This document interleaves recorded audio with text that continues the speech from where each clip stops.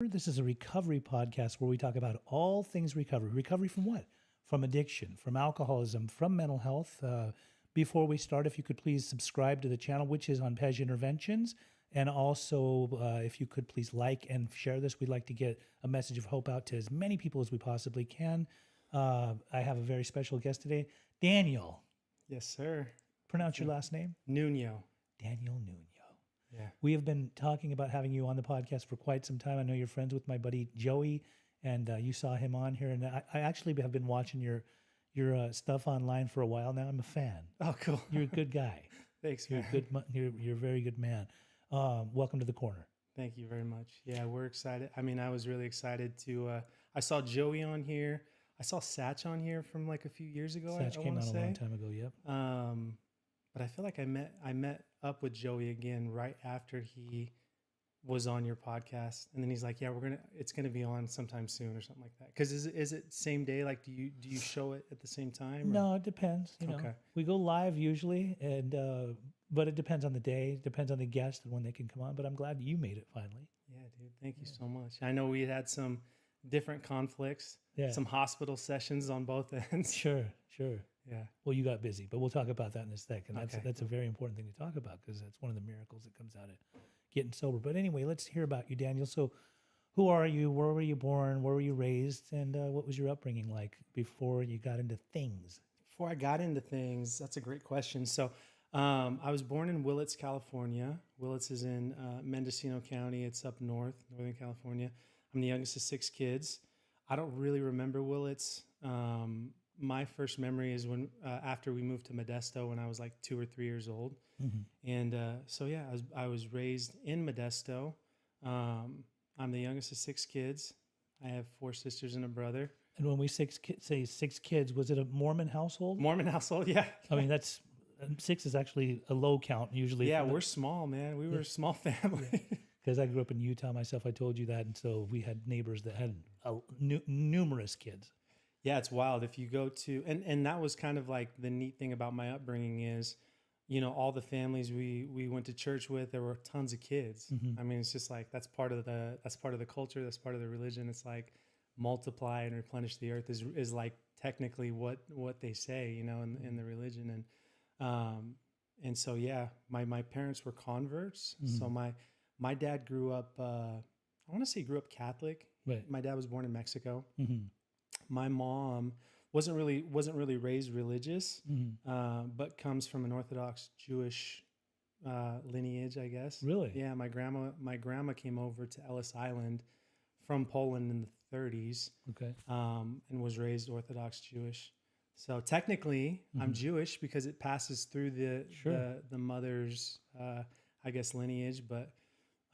They decided to convert at some time. But was this before you were born or right around? Yeah, so they converted. I want to say maybe my oldest sister or maybe my oldest 2 sisters were just babies, toddlers. They're a couple years apart, so maybe they were very young when my parents converted. So as far as your childhood growing up, was it a good household? Or, I mean, obviously, when it comes to Mormon values, carrying Mormon values, drugs and alcohol are totally not allowed. Yeah. Let alone caffeine and many other beliefs and actions and even cursing for that matter. Yeah. So there, I mean, for those of you listening who don't know, in the Mormon religion, I mean, there's something called the Word of Wisdom, which is like abstaining from alcohol, tobacco, like certain teas, and obviously like the Word of Wisdom doesn't include swearing, but like no swearing. You know, you're not supposed to swear really, and yeah, caffeine or red meats, you know, to a certain degree. Oh, that deep is a part of it. Yeah, so so for me growing up, you know, there were those strict guidelines, and there was just something that I didn't know. I just figured like that's how everyone was, you know, like nobody can drink or smoke or whatever until I started like having other friends like in school, and I realized like it was a pretty unique situation, you know. Right. But growing up, I mean, my family was awesome. Really, really close family. I would say So the Mormon culture in Utah is very different than the Mormon culture outside of Utah, and I can say that I've heard that. without reservation. Sure. I've lived in both. Yeah. It's very it's like much more kind of accepting outside of Utah. It's kind of a cooler situation, I feel, because I've lived in both. Yes. And I don't like the Utah Mormon culture. Though I'm not active or a member of the church. I'm technically on the books, but I'm not like a member. At this time. At this time, yeah, I guess, for today, right? My experience with it was really good. My family was tight in the 80s and 90s. The church was very different. There was a lot of, excuse me, there was a lot of like basketball, softball, like a lot of just like sports and like family activities and tons of kids going around like my age, and scouts and all this other stuff. So it was fun for me, as a young person, camping, outings. I was like, it was really cool. And my parents were, pretty traditional as far as like my mom stayed home. My dad worked all the time. It almost felt like he was gone all the time. Right. Very hard worker. My mom, very strong woman. And so that's kind of how I was raised. So then down the line, I mean, how old were you when you first started getting into substances? Yes. Yeah. So, and why? I think I started getting curious. So those are great questions. I think I started getting curious when I was probably about 12. And me and my best friend, we were just like trying to figure out who we were. Obviously growing up in such a in a Mormon household, those things are like off limits, so I wasn't really exposed to it. Yeah. But then I became curious, I was just a young person. I was curious. So when I was 12, we were camping, me and my best friend, Ronnie, we were camping and we bought like a nickel bag off some dude at the beach. We were up in Santa Cruz. Yeah. And bought a nickel bag of some Red Bud. And it was just absolutely disgusting. I remember Red Bud. Yeah. It was just, and I think we paid the guy, cause we didn't have $5, so I think we paid him like $4 and he just gave us the bag. We smoked it out of a can. I didn't feel anything. I don't know if Ronnie did. But that kind of got us on the path. We were just kind of curious. I was just a curious kid. I've always been like that. I've always like, two things. I've always wanted to be a part of and accepted, and so whatever that looked like, I just wanted to fit in, and then too, I've just always kind of been curious. So. I mean, that makes sense. I think that's what most kids do when they want to first experiment with any type of substance. But now, question for you is, obviously you were living a secretive life because being in a Mormon household, had your parents found out, you would probably be in trouble? Oh, heck yeah. And my parents did, like, along that path. So my first time really being intoxicated, I was 13. I remember I was young for my grade, so it was prior to me going into high school. So I graduated 8th grade, about to go into high school. My parents left. We had a house party with me and my older sister. She's 2 years older than me. We had a house party. There were booze there. I remember just getting wild, and I like absolutely loved it. There were like older people, so I loved like fitting in with an older crowd, and that's what they were doing. And so if I could do it plus more, they're like, oh yeah, like bring Daniel around, he's cool. And plus I was a bigger kid, so I look older. Yeah. And so, yeah, like I felt like a part of that, kind of a part of that community, the older kids, like the juniors and seniors, even when I was just only 13. Sorry, what was your question? I feel like I kind of went off on a tangent. No, that's exactly, you were answering the question. Okay, Yeah, cool. Yeah. So then down the line, obviously after doing that, what did you get into? Besides the weed and the alcohol, did you get into other stuff, or was it just alcohol mainly? Yeah, I got into other stuff. So, and I'll get into that. But to answer your question, I remember it was were you being secretive? And I was. Yeah, I had to keep it a secret. Right. So what it looked like for me, to touch on that, and then I'll touch on the substances, was I would either have to be staying the night at a friend's house. I would have to be going out to something called Rock and Bowl, where we were out to like 2 a.m. When I came home, I'd try not to give my parents a hug and kiss goodnight. Or if I did, I would like breathe in so my mom wouldn't like smell anything on my breath. You know, I had to really like hide it. My parents did find paraphernalia at certain points in my, like when I was like 15 or 16, found like maybe a pipe, a weed pipe, or maybe found like a bag of weed. And I would just always blame it on other people. So like, and then, you know, my parents, I don't know if they believed me or not, but they kind of just like, we never really addressed it. Like, this is a big deal, you know, this is a big problem. Right. So in high school, it was mainly alcohol and weed. Then there was a short period of about 6 years where I didn't do anything. You just cold turkey. Cleaned up. Yep. 18 to 24, didn't do anything. Was it just one of those things where you just knew better? You knew it's probably not a way to live, and you're just not going to do it, so you're going to abstain? Yeah. So, well, actually, what it was for me was I wanted to go on a mission. You know, so I wanted to go on a church mission. So you were still active in the church and all that? Yeah. During that time, I was at church. Well, then every you Sunday. definitely shouldn't be doing anything on a mission. Yeah. And for those of you that don't know, when there's an active Mormon that's actually doing as the church would like, they go on missions across the world. Yeah.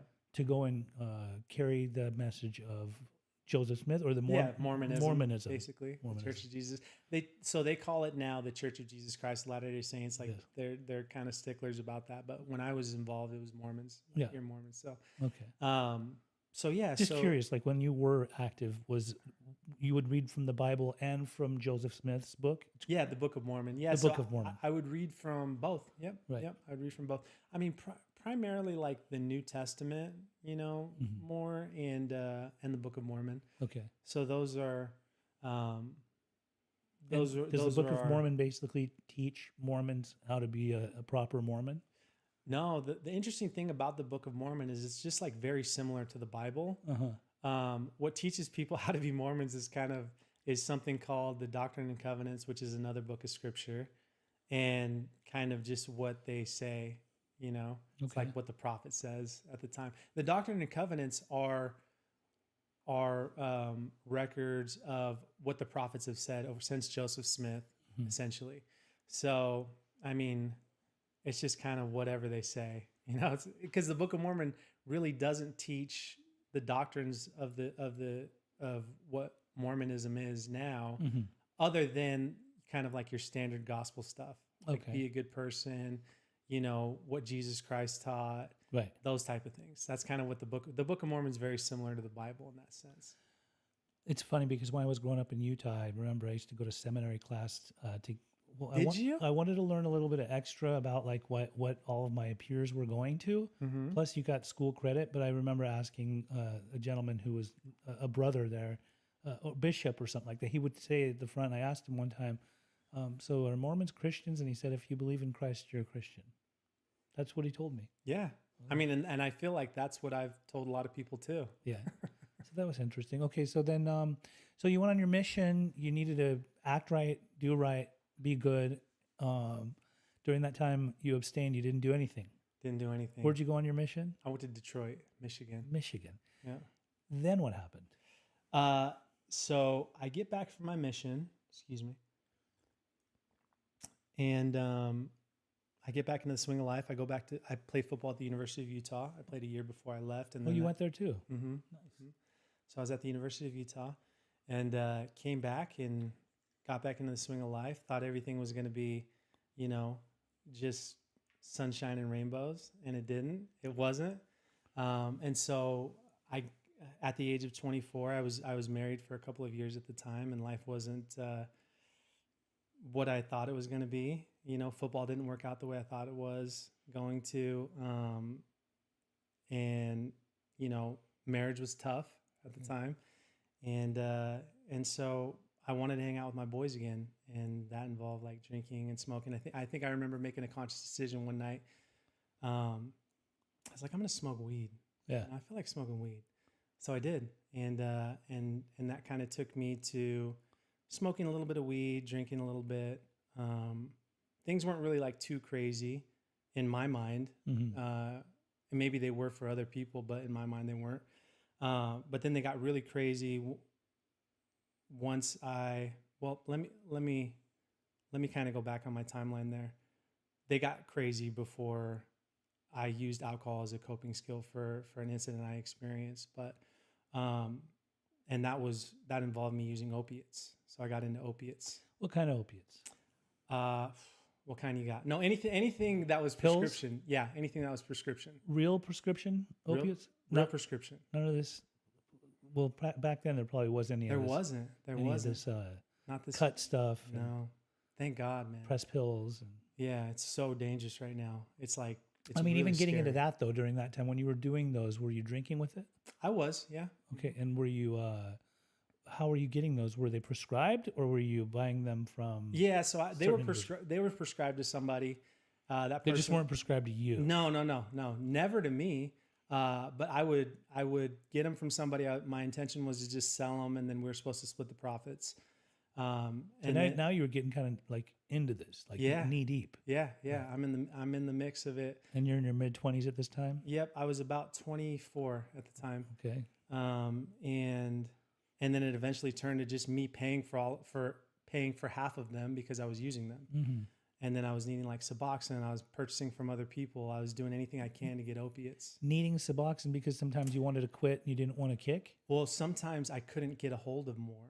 So you just got the subs to be able to maintain. To hold me over. Hold you and over and mentor. not make you fall apart. Yeah, because that withdrawal was so terrifying to me. It was like so extremely scary. And so obviously if they weren't prescribed to you and the Suboxone wasn't prescribed to you either, was it just somebody that happened to have a supply of these things? Yeah. So it was The plug. It was the plug. Yeah. It was the homie hookup. You know, it was people that knew what it was. They knew like The so-called homie hookup. yeah. Just looking out for you so you homie. don't go through it. Well, the interesting thing is like I know that the person who had sent them to me's intentions were for us just to make money. Yeah. And I wasn't telling them what I was doing with them. So you were supposed to be making money, but you were also using the product. Yeah, so I was supposed to be making money. So let's say he sent me 200 pills. I was supposed to sell 200 and we split the profits on them. But it got to the point where he was sending me 200 and I was just using them all. And then I was paying him as if I was selling the whole thing. And I was just never saying anything. I never told him that I was using them. So he was unaware. You certainly weren't active in the church at the time, correct? Or no. were you? Nah, I mean, I think I did like certain church things. Still? Probably. I mean, kind of like, it's just kind of a cultural thing. I was living in Utah at the time. Mm-hmm. So I imagine I was going to church, you know, and participating in certain things, but yeah, definitely not like living. Yeah. Your spirit wasn't active in the church. Yeah. My spirit was inactive. Your spirit was getting lifted in other ways. Yeah. So you had this opiate run. Did you do any other stuff? Adderall, prescription stuff. Adderall, Valium. Was the Adderall prescribed to you? It was. Yeah. Okay. And that was just the focus. Yeah, but I would abuse it. So I would get like a 30-day supply and I'd use it up in a week or two. Okay. Yeah. And then what was the other one? Like Valium or benzodiazepines. And those were to take the edge off? Yeah. You mix them. Were those prescribed? They were, yeah. But again, I would take a month supply In excess. in a week. Yeah. Which, So you were abusing substances. always. Plain and simple. Yeah, man. I mean, once you're addicted, that's what we do. We abuse. We don't do it as needed. Well, and the interesting thing is like I had multiple seizures and I never knew why, but it was because I would stop taking my benzos. Oh, I was going to say, was the seizures because of the benzodiazepines? Yeah.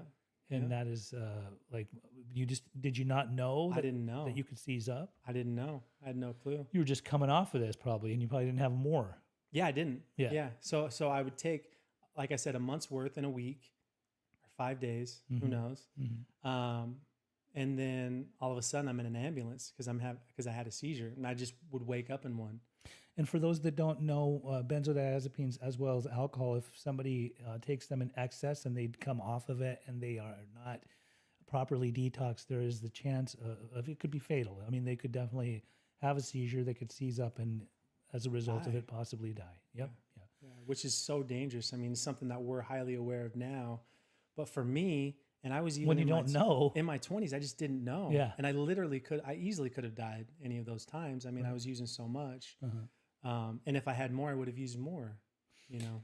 So how did life go on? Because I know you're 6 years sober now. Yeah. And you got, so obviously if you're 40 years old, then you got sober at 4. 34. Yeah. So between, let's say, your mid 20s until 34 and all this stuff that you're talking about, what more happened?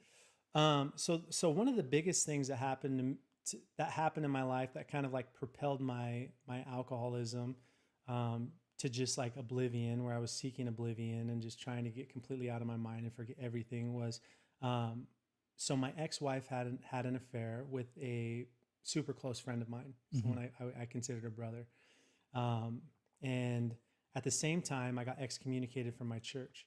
I was waiting for that part. Yeah. Why did they excommunicate you? They got knowledge that you weren't a full deck? Yeah, basically. Yeah. You weren't living up to their standards? Yeah. Well, the reality is we went in to deal with her infidelity. You know, I was like, oh, we're going to take care of her. My mind was all over the place. You cheated. Let's let them know. Yeah. Let's go tell, you know. And what did she do? Turn that around on you? Well, no, she went through the process, you know, the right way. But then, you know, the questions were posed like, you know, is there anything that you need to repent for? And so I just unloaded. I'm like, yeah, of course. These are all the things, but let's just focus on her right now. Yeah. You know, don't worry about me. But they're like, hold on, that's also a problem. And so we actually both got excommunicated at that time. Wow. And so that was extremely difficult for me. You know, at the time I didn't have the coping skills like we have now, that we learn in recovery. Sure. So I didn't have the coping skills to navigate like a broken family, like a broken foundation, like with my religion. Yes. And broken friendships, you know, that was too much for me. So I was just, at that point, I was just seeking to probably die, man. Like, honestly, you know, I had many nights where I was just like, you know, if I don't wake up in the morning, I hate my life. I hate my life. Yeah. If I don't wake up in the morning, all the better.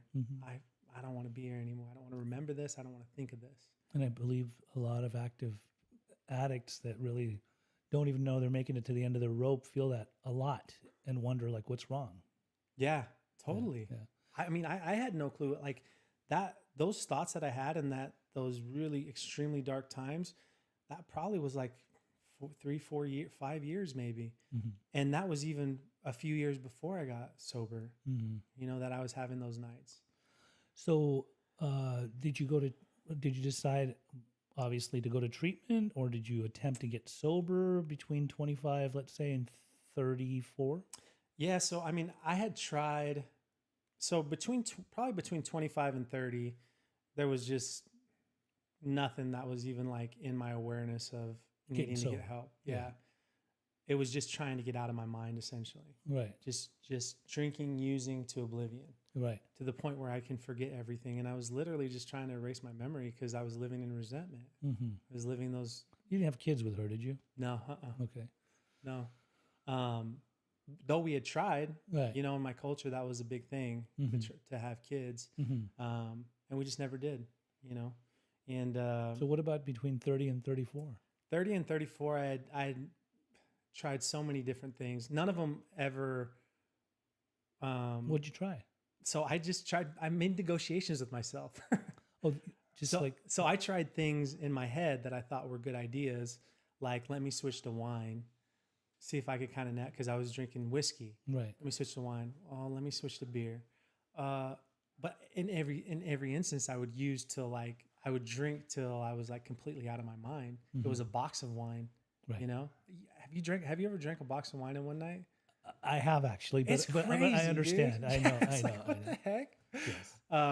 So those were my negotiations, or like, I'm going to get back into fitness. You know, if I, you know, drink tonight, then I have to work out in the morning. Yeah. Or if I work out today, then I get to drink tonight. So it was my own head trying to figure it out. When you rationalize with yourself, when you justify with yourself, when you come up with plans of how can I navigate my addiction and still make it make sense to where it's not really as bad as it might be. Yeah. By doing other things like being active or working out. Yeah. Yeah. And it's crazy because like my own mind was thinking it up. And then I was like, yeah, that's a good idea. Yeah. And then I was just in that same, it was just in that same cycle. Right. Like I could never get out of it because my mind was the addicted mind, and it was the addicted thought. And then it kept me in that cycle. I couldn't think my way out of where I was at. Makes sense.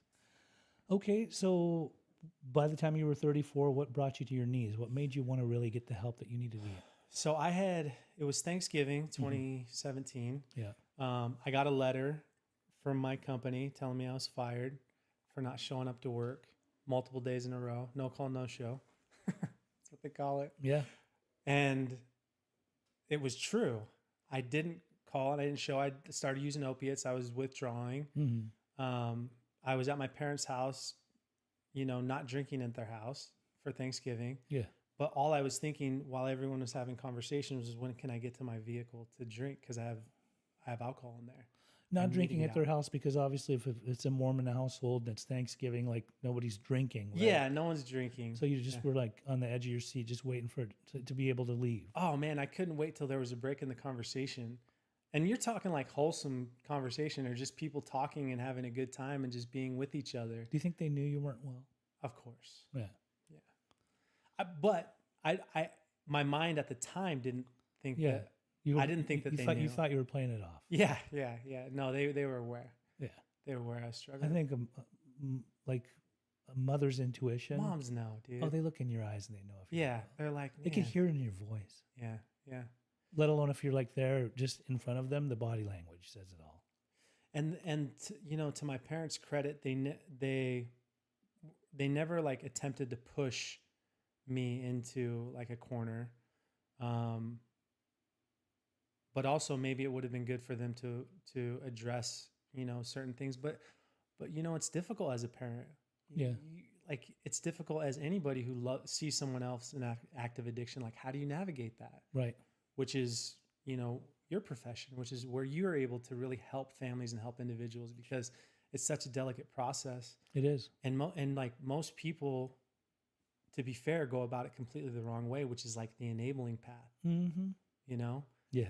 And like the best thing someone can do for someone that they love is create those boundaries and have like a clear, but it takes somebody, it almost takes somebody to give the parents permission to have hard boundaries for them to feel good about moving forward.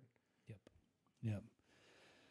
Well, then let's talk about once you did you go to rehab? I did. Yeah. Did you go to rehab in Utah or where? So that day, I told my mom I need help. That was on Thanksgiving? It's Thanksgiving, 2017. 2017. So we call, and I'm just thinking, I've never even thought of rehab. I never thought of any 12-step stuff. That was just not in my, awareness. And so I just Googled rehab Utah at the time. It's not something I had ever considered before, is my point. But so I called, and they're like, are you interested in coming to California? And I'm like, heck yeah, I'd love to come to Southern California. Right. So I went out to Southern California, and my whole plan, because as you know, like I had made these plans of stopping and couldn't quite figure it out. Right. So I continued to make plans for myself, and my plan was to go and do 30 days and then return home, and I'll have a free pass. Everyone will forgive me. Life will go on as normal. The disease of addiction doing its thing. Yeah, dude. Isn't that wild? The decision maker. Yeah, exactly. Like I know what's good for my life. It's funny to look back and laugh, but that's absolutely where I was. I'm still driving. So did you went to treatment for 30 days or more? More. How long? Over 90. And in that 90-day period, did you make a decision that you really need to stay sober 100? Yeah. So when I initially got in, again, I was driving. They only had 45, 60, and 90-day options when I went into the detox. Right. And I made the behavioral health technician write in 30 for me, because it had to be 30. That's all I'm agreeing to. As many do. Yeah. So it has to be this. That's right. No other way. So when I was in there about 2 weeks, it was Avid at least taking us to 12-step program, Sure. 12-step meetings. I had a moment of clarity between that and some other facilitators who I really connected with, who were in recovery. And I committed, I slowly committed. I committed to 60 days. Then when I was getting close to 60, I'm like, I'm going to just stay the full time. Mm-hmm. And during that time, I was like, I'm going to commit a year to myself in Southern California because I love the recovery community. I love the 12-step meetings that I'm going to. Which city, which area were you in? I was in Orange County. I was in Newport. Newport, that area is Yeah. it's like a hub for good recovery. Yeah, it's so good. I was in, there were certain ones also in like, where was it at? I want to say it was like a Saddleback. It was like near Saddleback. Yeah, South OC. Yeah. So there were some good meetings out there. But my main ones were in the Newport area. Nice. Those are my main ones. And then I connected with people that I looked up to, had more years of recovery than me. And I started asking other people, as suggested, when I had thoughts or original ideas, what they thought about it. For suggestions, I started running things past people. And that's actually everything you're saying right now, I very much relate to. That's kind of the way I got sober. I went in with a 30-day idea. 30 days I need to be, even though I'm homeless, I'm going to just stay 30 days. Yeah. But the progression, the things that happen during that time, the experiences, the hearing things that are good for us to hear, everything from group facilitators to case managers to going to meetings and hearing people share stuff and then running things by people. I did the same because I was very on the fence with the whole God idea.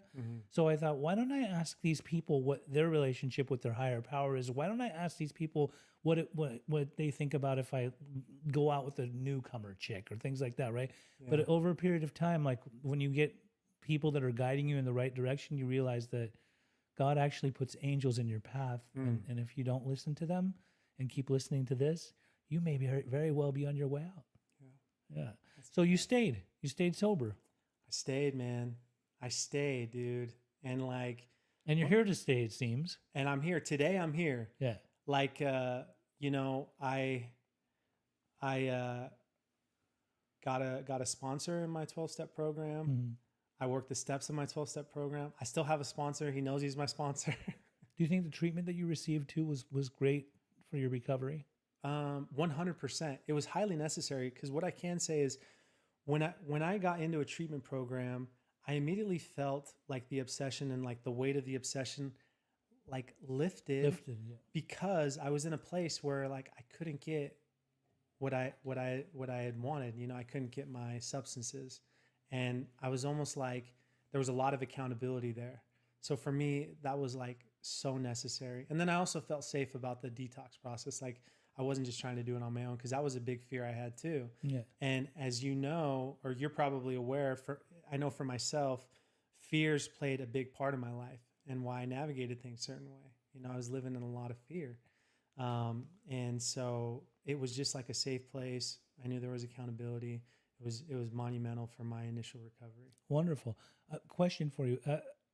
Besides the personal development that we can gain in the treatment process as well as the 12-step process, how soon within your recovery were you in service of others? What was it taught to you to be in service of others and to get out of self and think about others? That's a really good question. Let me think about that for a second. Because for me, like I remember the sponsor was basically saying, hey, bud, just so you know, you don't just come and be a potted plant in a meeting. Like you should get your hand raised. You should talk to the secretary of the meeting. You should start doing some service work, whether it's greeting at the door or becoming the coffee maker or setting up the chairs or breaking down the chairs or just talking to somebody that's got less time than you. Maybe if you have 60 days and that guy's got 6 hours, putting your hand out to him. Do you remember any of that? Oh, heck stuff? Yeah. So, I don't know when it was, the reason why I want to think about it, because I don't know when it was actually like taught to me, but I feel like it landed with me pretty early. I don't know if someone like directly said that or if it was just said in a meeting, or if it was said at my rehab. Right. I don't really remember the person who said it, but I do remember setting up chairs, taking down chairs, greeting, asking for a commitment, that was highly important, because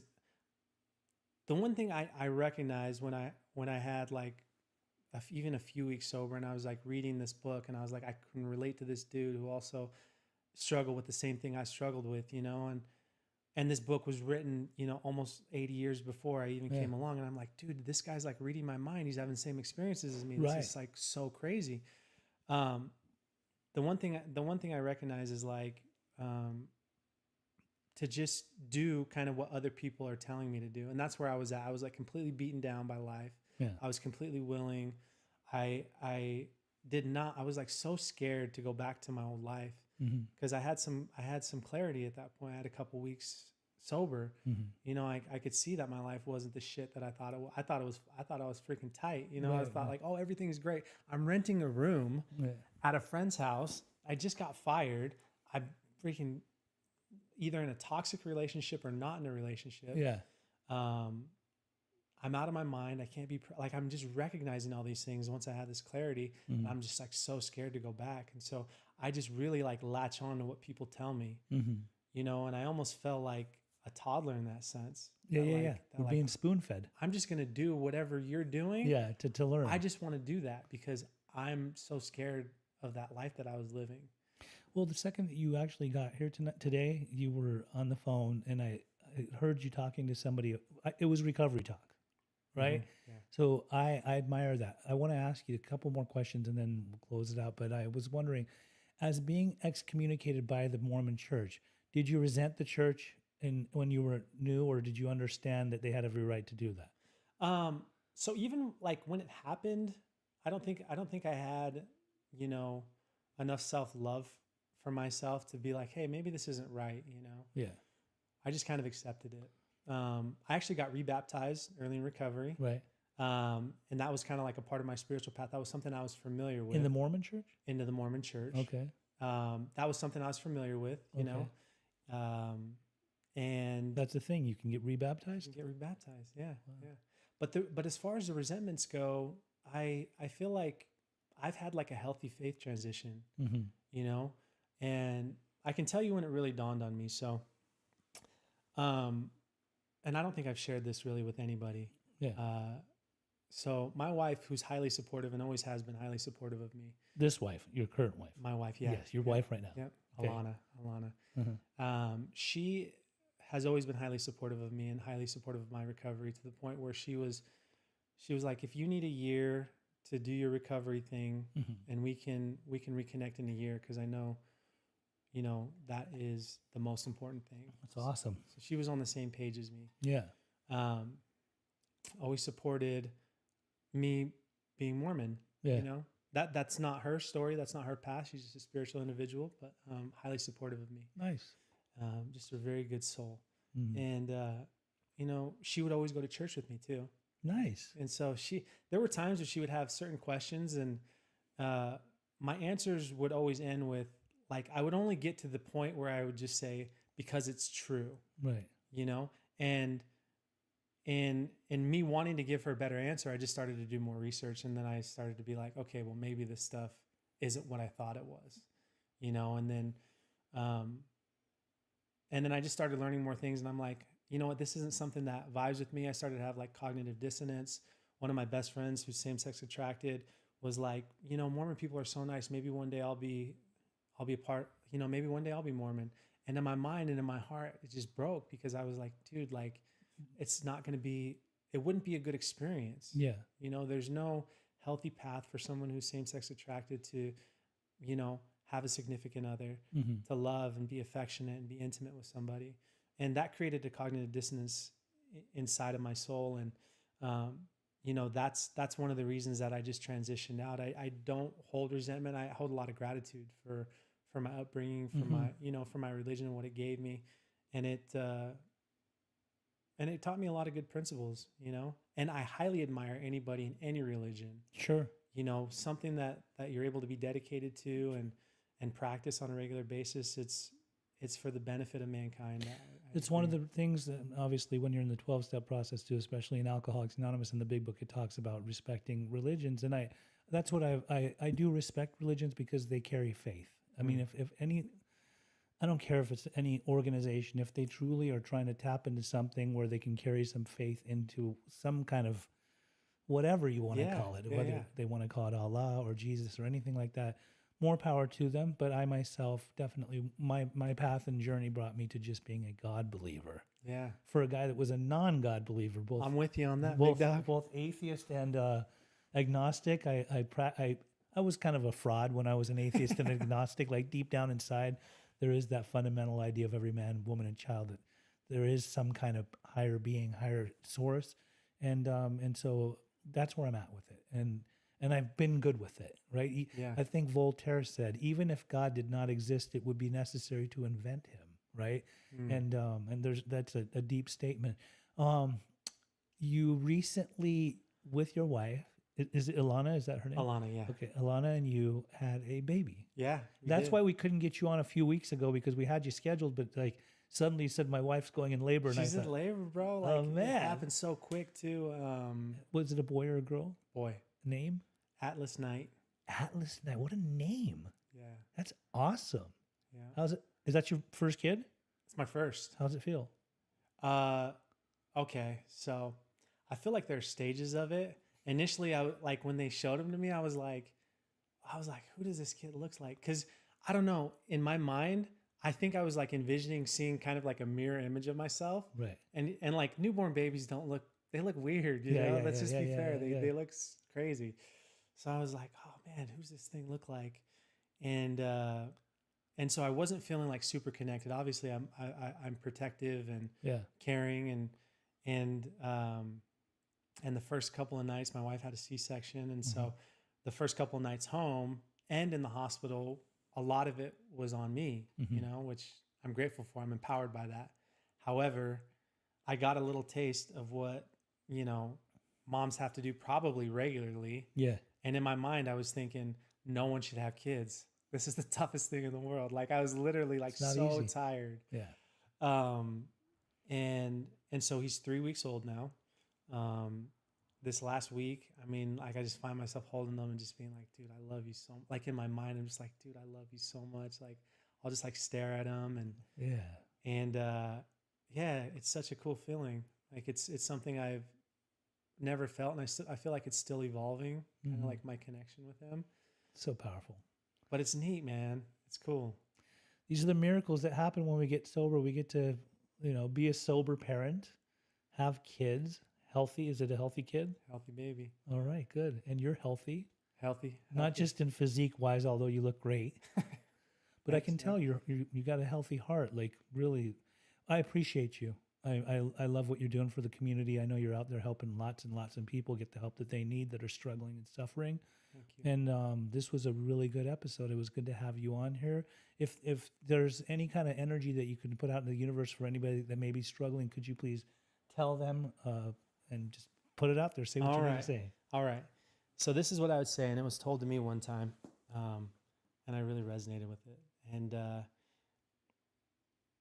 when times feel like they're at their darkest and you see no way out, what feels like chance actually means choice. And what I mean by that is, in those moments, if you make the choice to reach out to somebody for help, you'll find it. And so I always felt that there were, you know, my life was just kind of a lot of things that happened to me. And when I made that choice to get help, it completely changed the trajectory of my life. And if you're in those dark places that I've been, that Pej has been, and many of us have been, you have the choice to reach out to somebody, and there is somebody who wants to help you and willing to help you. Thank you. Thank you for coming to the corner. It's so good to have you on much today. And this has been yet another episode of Pej's Recovery Corner. You can find us on YouTube on Pej Interventions. Please subscribe, please share, and please put the message out there that we're here trying to help save lives. Thanks again.